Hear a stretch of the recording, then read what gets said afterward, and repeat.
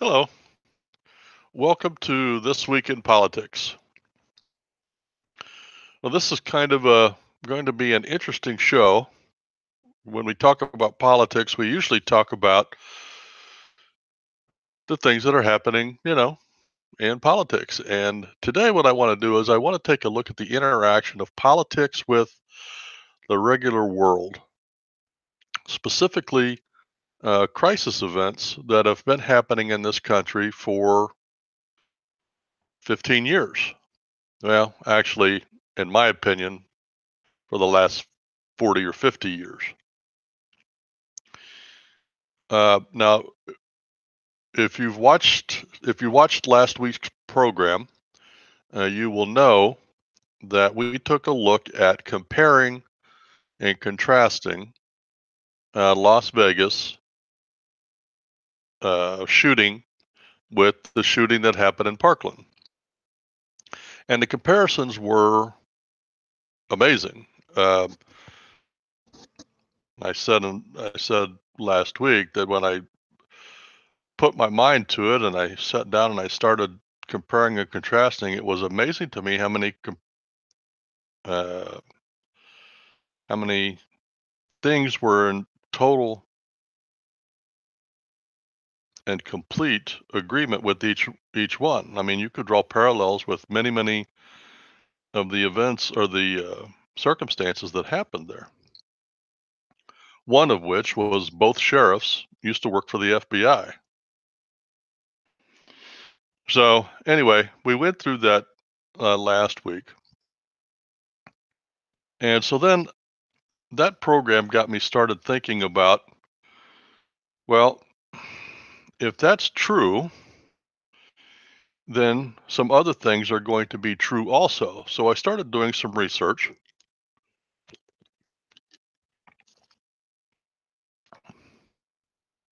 And you have to be very careful because the line between cuckoo for Cocoa Puffs and actual observation and recording of events can be blurred. But there are some people in the world that have done this full time for 15 or 20 years. Um, Now, there was a gentleman by Ole Demigard. Um, I believe he's a Dutchman. He has many. He's done many shows and interviews that are available to watch on YouTube. The one that I watched is one that he did with Jason Goodman. And Jason Goodman has a channel on YouTube called Crowdsourcing the Truth. So you can go there and then look for the interview. I think he's done a couple of them with Jason Goodman, but he has uh, taken the information much further than I did and looked for signs and similarities and contradictions. That what would they all have in common? Now, let me back up just a minute.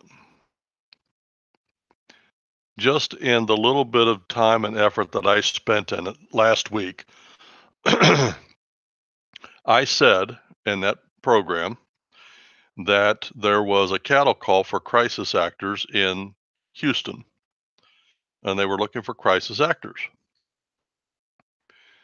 Um, but that's all I knew. And I said if it would happen that week, I wasn't thinking. I mean, once you get them, you have to train them and get them together and all of that. So anyway, I just let it go. And so I was watching this interview, and Ole Demigard comes on and says one of the things that he talks about is that because the government is involved, the people that are running it, for some reason, have an odd view of karma. They can't do these things and kill American people without a clear conscience unless they, in their mind, are satisfied that they warned us in advance. So every crisis event has clues in it that will tell you when the next event is if you look for them.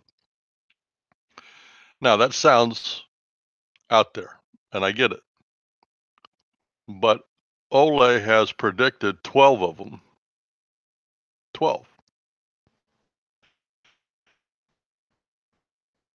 In that program, he said the next one will be in Dallas, Texas.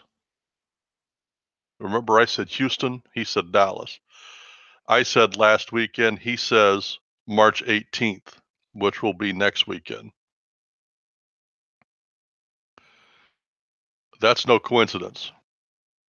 That the fact that we both picked up, even if you tried to guess the same state, the odds of that are astronomical. And then he goes through in his interview and tells why it is going to be there's reasons that it's going to be held in Dallas, and the timing of it and the weekend of it. Um, they don't know. If he knows, he isn't saying what the crisis is going to be. We don't know if it's going to be a shooting or bombing or. Uh, my guess is, since it's going to be Dallas, which we know that's where Kennedy was shot, my guess is it's going to be another shooting. What's going to be involved, I don't know. He also noticed another thing that I noticed, and that was that each one of these things that happens, there is always a drill done by the federal government the day of or the day before. And the reason they do that is to let everybody's guard down so that when the event happens, they all think it's part of a drill. Nobody's prepared. And he also went through and he said something that never crossed my mind. He said, if this is true, and there are a couple of people in the world that have figured this out, then and we publicize it, then the federal government is going to do their best to get these people out of the way so they're not there to record the actual event. So he was telling of a guy that he knows, um, and I believe it was Cody Snodgrass, but I won't swear to it, that has also been doing this only from the other end, and he was picked up just a few days ago and held. But fortunately, he had uh, backup support to prove that he didn't do whatever it is he was picked up on. Otherwise, he would be stuck in jail next weekend. Now, also on the Jason Goodman interview, uh, Ole talks about a guy named Cody Snodgrass. This guy is a retired CIA agent who did black ops for the CIA, which means he did the shootings and the blowing up. And he knows for a fact that our government does this. And they paid him a lot of money. He said he was making $10,000 a month. And that was why he did it, was for the money. He retired when they asked him to, and I've been racking my brains, I can't remember, to blow up the building that uh, McVeigh blew up. They wanted Cody Snodgrass to do it, and they offered him $1 million to blow it up. And if you do the research into that that particular blow up, it leads credibility to Cody's recitation of the facts, because there's really no way that a truck full of dynamite from the front part of that building did all of that damage. There's no way that was a concentrated demolition attempt. But anyway, um, so we have a guy that retired from the CIA Black Ops. And the reason he has gone public is because he knows, like I said, he knows where the bodies are buried. He has firsthand knowledge of the Black Ops. So naturally, when he retired, he became a liability, not an asset.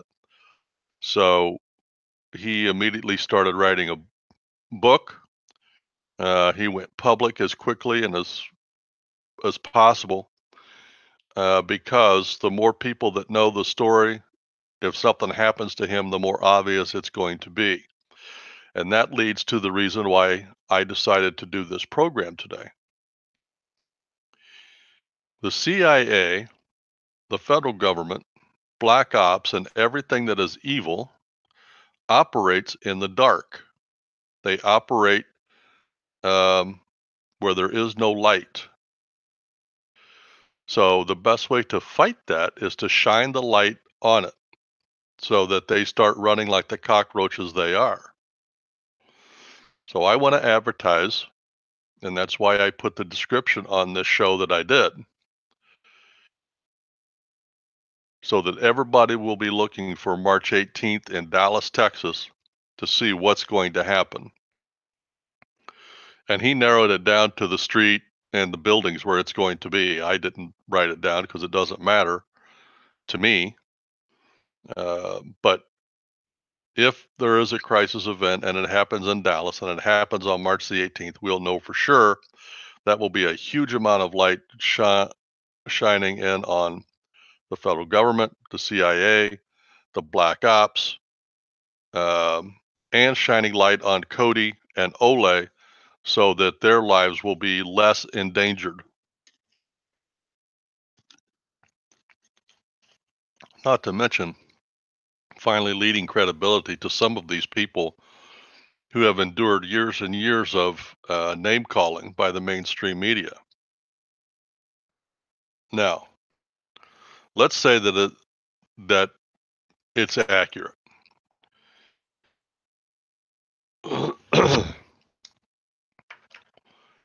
The fact that that happens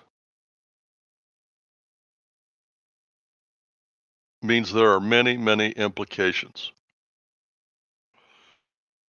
That would reveal that there are many, many truths that we as the American people need to face. One of which is our government kills our people. Now think about that for a minute.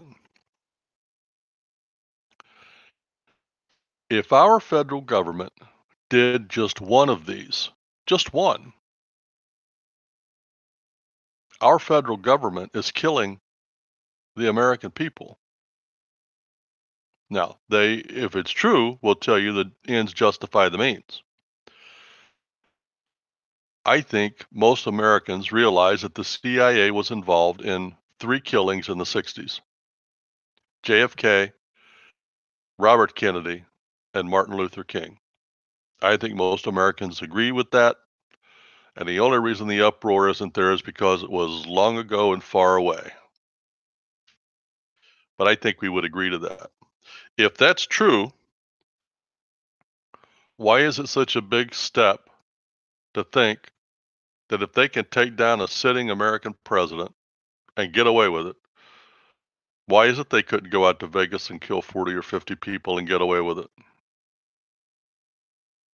Or go in and kill some kids, or at least make it appear to look like they killed a bunch of kids?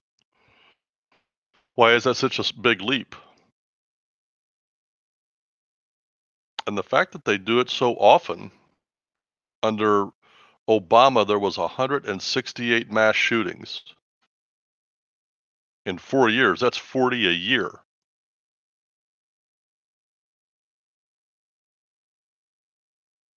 That's a little over 2 a month, 1 every 2 weeks that our government is killing people. Think about that. Let that number sink in for a minute.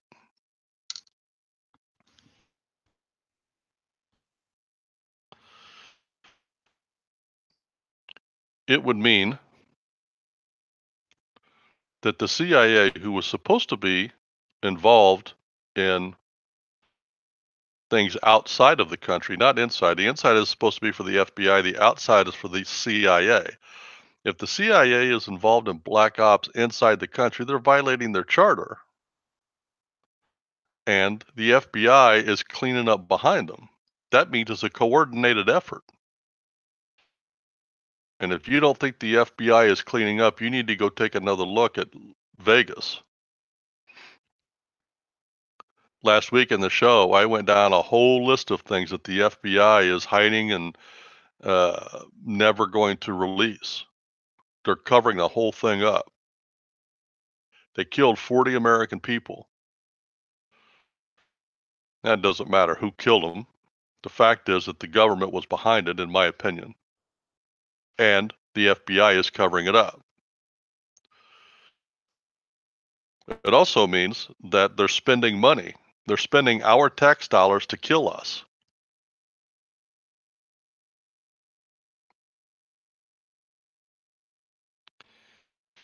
Now, were there people killed in Vegas? Yes, I believe that to be true. I do not know, however, that those people were killed there and with those guns. Here's why I say that. Remember when I said Ole Demigard has been working on this for 15 years? He has recently been working to verify the deaths, valid death certificates for the people in Vegas and in Parkland. And so far, he's found none. He's found these people that had death certificates on them either died somewhere else or had died at a different time, and they had taken over the identification of that person and put it on the death certificate. But with each and every death certificate compared to the person, he's not been able to find one valid one. Now think about that. We know there were dead bodies. We know that there were death certificates issued. We don't know when those people were killed. We don't know how those people were killed. We don't know what guns those people were killed with.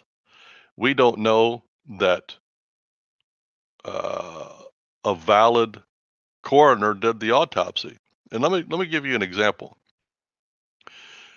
In Vegas or in Dallas, when JFK was killed, the coroner in Dallas was fighting tooth and nail to keep that body there so he could do an autopsy, and the federal government bullied him out of it. And they took that body and did what they damn well pleased. We know that to be a fact.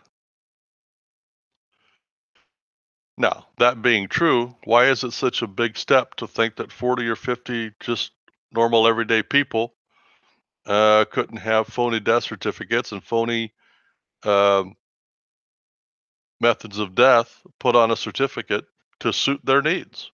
I'm not doubting these people died. But let's say that Joe Smith from Tuscaloosa, Alabama, ended up dead in Vegas. Did he have to be shot there? What if the FBI got the dead body, took it to Vegas and put it there, and then had Joe Smith's name on the death certificate changed to Bobby Joe? If the government is involved, nothing is out of the realm of possibility. We know there were people dead. We know there was gun shooting. We don't know how many people were shooting. We don't know where the bullets really came from. We don't know that the people that were found there were shot there. We don't know that the people were found there were even killed then. They shut the coroner's office down and never did grant interviews. None of the information has been released to disprove any of it. But the information that proves it is overwhelming, just the little bit that we know.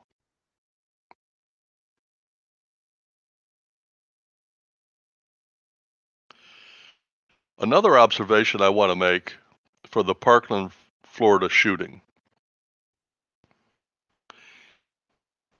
For all of the footage, for all of the interviews, For all of the coverage, I never saw one dead body there. And I made this observation last week. In a high school filled with high school girls, everybody having at least one cell phone on them, in a huge school, in a major event, and nobody has any cell phone footage at all of anything in there. Do you know what the odds of that are? High school kids will take videos of anything, their lunch, a picture on the wall, and they have a national shooting going on in their school and not one person turns their phone on.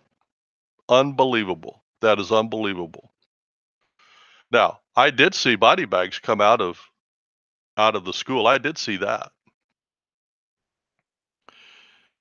And I do believe the parents had their kids uh, were dead.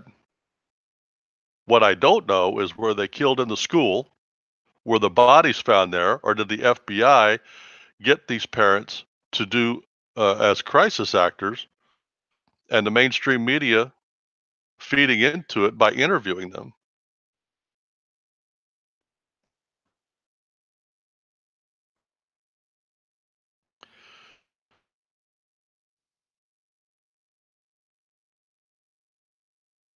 Now,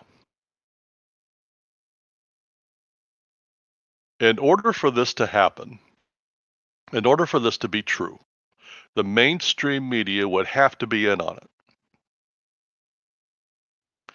And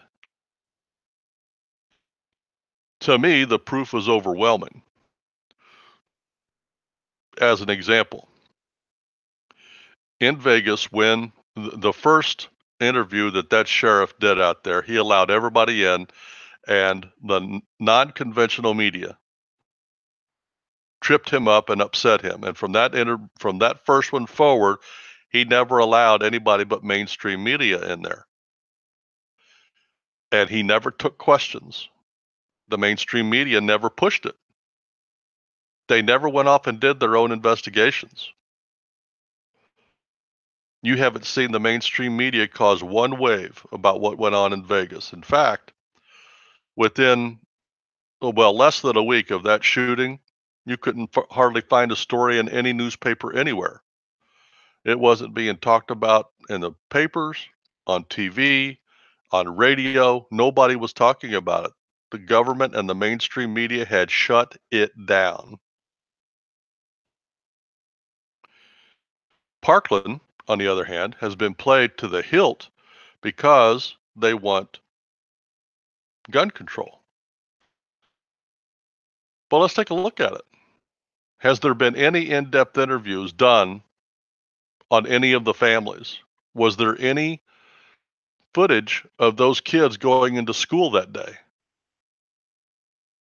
Was there any cell phone footage to show them at school that day? Anywhere? Was there any selfies taken? Where was their phones? What was the last picture on those victims' phones? None of that has come out. None of that is even being asked. I'm not a reporter, but I can ask questions. Why isn't the mainstream media asking any questions? And the lack of answers is deafening.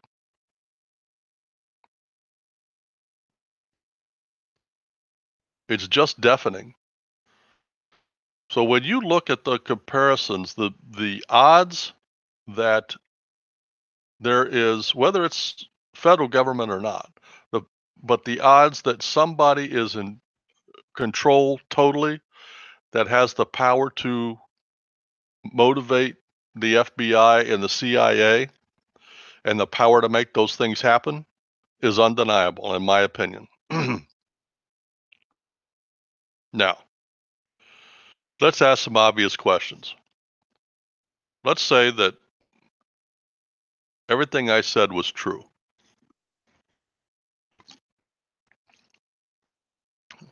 That poses some questions. Like, why would they do that? What's the agenda? I think that agenda has changed over the years. I think when they killed JFK and Robert Kennedy and Martin Luther King, I think it was now you have to go back and remember at that time the FBI was all right wingers, and those three people represented the ultra left as they knew it.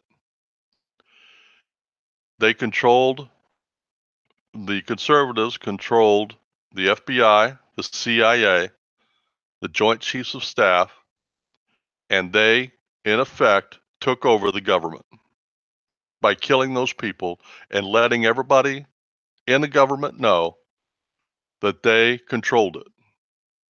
They had quietly taken over.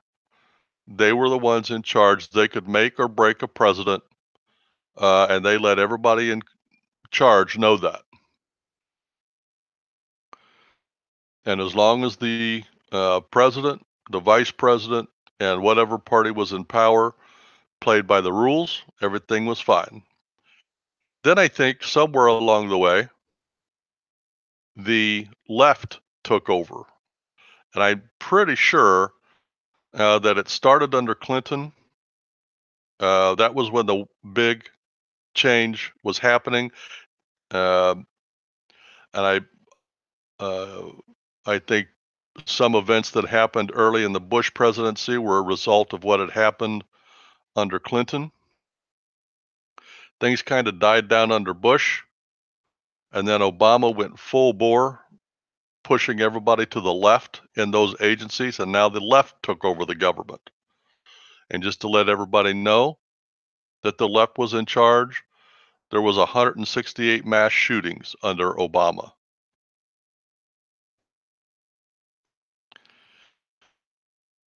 The CIA was now engaged in black ops in this country. The FBI was now involved in covering these things up on a local level. I think the lull in between was the result of a changing of the guard in those agencies. I think right now the left is in charge, and their motivation right now for doing this is to get gun control. Now, you say, well, why do they want gun control? Because right now they have in effect taken over the government, but when they want to in fact take over the government and be out with being in control, they have to control the American people, and they cannot control the American people if we have guns. All of these crises that are going on are like body blows to a boxer. They're wearing us down, um, so that they can get the right gun control in the right time in the right place, so that at some point down the future, 30, 40, 50, or 100 years, they will in effect take over this government and this country. I believe that's the goal. I believe that's the ultimate goal. And I believe that's why they hate Donald Trump so much, because Donald Trump represents the conservatives. Uh, he got rid of one guy, Comey, in the FBI, and he's immediately looked at with a special prosecutor to get him out of the government. If he went in there and actually cleaned out and got rid of all the left and put in people in the right, there would be a lot of issues going on in the government. There would be a lot of killing. And I do believe that if they do manage to either kill Trump or get him out of office, there will be a revolt in this country. And I don't think they care. I think that's why the gun control is so important. Another question it raises is this. If everything that I have said is true, the next question is, how do we stop them? Or can we stop them?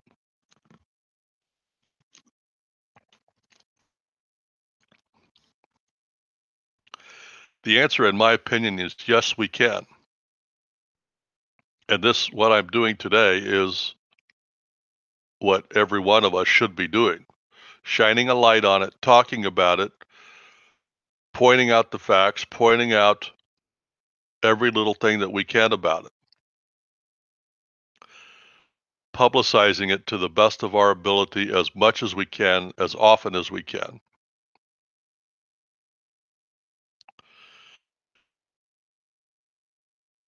And I think, in my opinion, one of the things that I would like to push is this.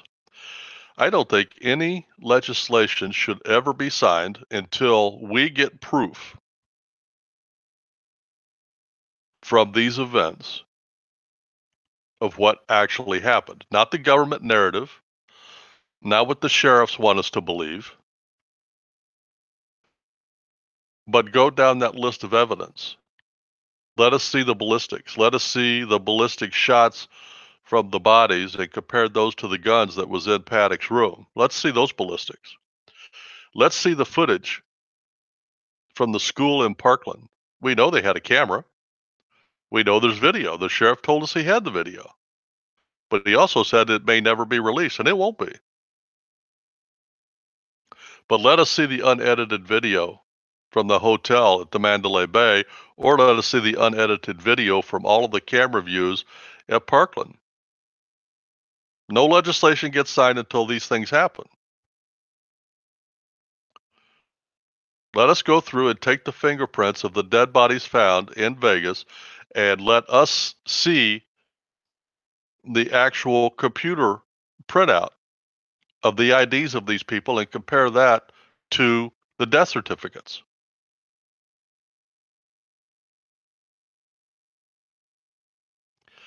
Let's have an independent coroner go over and do the autopsies on those bodies. Let's have the bodies exhumated and let an independent coroner go through and determine A, the time of death, B, the identity, and C, the method of death, and D, if they have the murder weapon.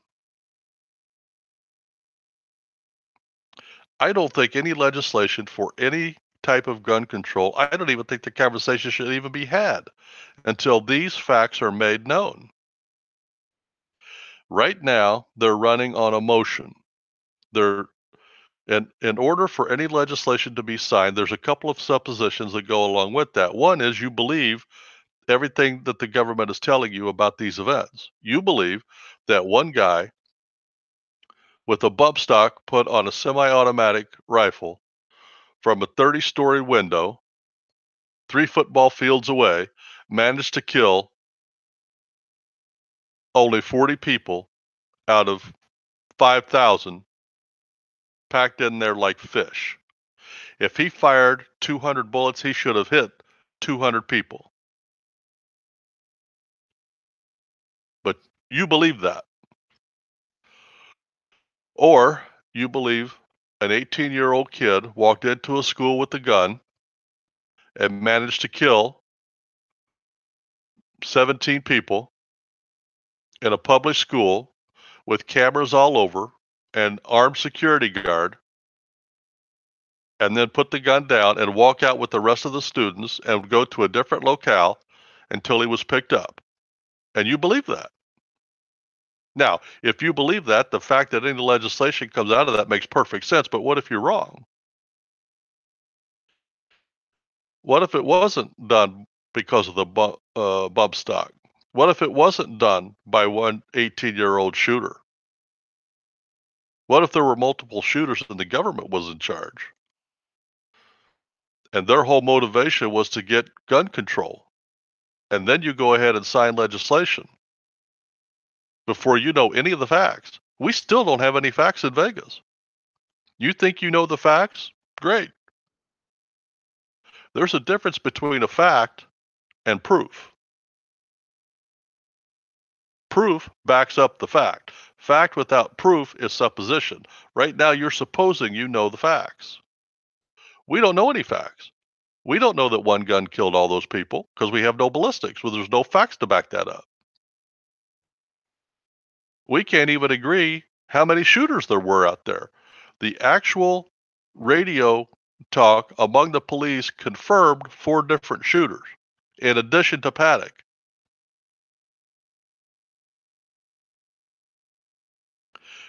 You have suppositions that you think you know the facts, but you don't know any facts because the FBI is not releasing any of the proof. None. The same in Parkland. You think you know the facts. You know what the mainstream media is telling you, but that's all supposition. You're buying the story that they're feeding you. You don't have any proof. You don't know that the bullets that killed those supposed people that were killed at Parkland. You have no proof at all on any ballistics that what gun killed those people. You don't even know that they were killed in that building. In fact, you don't even know that they're killed. Let that sink in for a minute. And then come and explain to me why we should do any legislation before we have any of the facts. Give us the facts backed up by proof, and then let us make an informed decision. And that decision might be something different than gun control. It might be government control. It might be we need to have a revolution to get rid of the government because the government is killing the American people. And that's why that is never going to be released, ever, ever, ever. And that's why we need to resist any talk of gun control legislation. I mean, think about it. 20 years ago, the Second Amendment would never, ever have been even discussed about changing. And now the left is outwardly talking about in talk shows about we need to get rid of the Second Amendment. And they've even got the right talking about limiting gun rights. They've come a long way in 20 years, and they've also killed a lot of American people to get here. And if killing American people has got them here, do you think they're going to stop until they get what they want? They're just going to get bigger and badder and worse until the American people either give in or stop fighting. And that's what they're banking on. But that's how we stop them. We publicize what we know and what we think. We don't let the pressure up, and we sign no legislation, none at all, until we get the proof from these events of what's going on.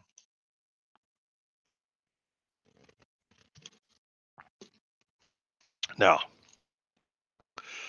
when I do these programs, I like to end by going over some current events, kind of like a bookmark in history, so that we know what really happened this week. And this is kind of a big week for current events. Um, in the weather, New England is getting hit hard. They got hit with the second nor'easter in 2 weeks up there. They've got, uh, I think it was Boston had like 24 inches of snow in March. Uh, the whole coast up there is just getting pummeled. Um, the leader of North Korea, the Cabbage Patch Kid, or as Donald Trump likes to call him, the little rocket man, has done something uh, unprecedented. He asked for a meeting with Donald Trump, and within hours, Donald Trump accepted. And the reason that is so revolutionary is this: no sitting American president has ever talked to any leader of North Korea. And the reason is because they are dictators, they are vicious and cruel, um, and they want to talk to the United States to gain legitimacy around the world. Because if the U.S. sits down with him, he will immediately become a legitimate leader of North Korea. Right now, he's seen as a despot. But Trump is willing to give him that. Trump's motivation is to get rid of the nukes in North Korea. History says that's not going to happen. But Trump will have succeeded where no other American president has, and that's at least to get the leader of North Korea to sit down and talk. Also this week, Donald Trump signed executive orders to put tariffs on steel and aluminum coming into this country. Now, I could do a whole program on tariffs, pro and con. He put a 25% tariff on steel and a 10% tariff on aluminum coming into the country. And he gave 2 exemptions that we know of, one to Canada and one to Mexico. Now, what everybody is talking about, first off, is the left is talking about trade wars, tariff wars. First off, let me remind everybody that Democrat presidents have done the same thing on the same items for shorter periods of time. And nothing was ever said. And there will be no tariff trade wars. And here's why. Because the United States is the #1 trading power on the planet. It's kind of like getting into a wrestling match with the world champion. Nobody's going to do that because it means instant death. Okay. Now, these countries may get upset. They may impose a tariff here or a tariff there. They're not going to get into a, pardon my French, but they're not going to get into a pissing match with the United States. And as long as it's done judiciously, I think it's going to have the desired effect. Within a couple of weeks of Trump announcing this, one of the steel companies here in the country, in Ohio, I believe, recalled 500 workers to open back up a steel plant. Now, that's the goal, and it's aimed mostly at China and some of its partners. And the reason he had to do it worldwide is because all China would do then is they would dump all of their products that would come to the States over to one of their trading partners, let's say Turkey, and then have Turkey dump it in the United States. So any aluminum or steel coming into the country will have a tariff unless it comes from Mexico and Canada. Now, why is Mexico and Canada exempt, at least for the short term? This is a beautiful idea. This is why I don't think this move had anything to do with tariffs. I think it had to do with getting a better agreement for NAFTA. What Trump is telling Canada and Mexico right now, Trump has taken 2 events that are really not connected, and he's connecting them to put pressure on those 2 countries to get us a better deal for NAFTA. I think it's brilliant. That's the kind of guy I want making deals for my country. Because now he's telling Canada and Mexico, look, guys, I'll exempt you from this, but you're going to have to do me some good here. You're going to have to give us a better deal on NAFTA, and Mexico, you're going to have to pay for the wall. Otherwise, I'm going to put a tariff on it, and you will indirectly pay for the wall. We can do it either way. It makes no difference to me. But we want a better deal on NAFTA, and we want you to build the wall. Otherwise, the tariff goes on you. And since we are your #1 trading partner, bar none, Donald Trump is exerting a lot of pressure, and kudos to him. That's exactly what I want my president doing. Well, it's been a big week in politics. It's been an interesting week, and I hope you enjoyed the program. Now, first time through, when you hear this, you might not see the merits, but I encourage you to go do your own research. I encourage you to go back and take a look at the facts from the 2 cases, and then listen to the program again and come to your own conclusions. And if you agree, start advertising it. Start telling everybody. Get involved. Well, an announcement before we close off here. These programs and all programs that we do are produced by the Prayer Box Ministry. The Prayer Box Ministry has a website called prayerboxministry.org. That's org.org. Go over there and take a look at it. It's an interactive website, and it has all of our programs, video and audio. You can have somebody read the Bible to you. You can join a prayer group. There's lots to do over there. Go over there and check us out, prayerboxministry.org. Well, that's a program for the week, everybody. I hope you have a great week. I look forward to next week when we can sit down next week and talk about this week in politics.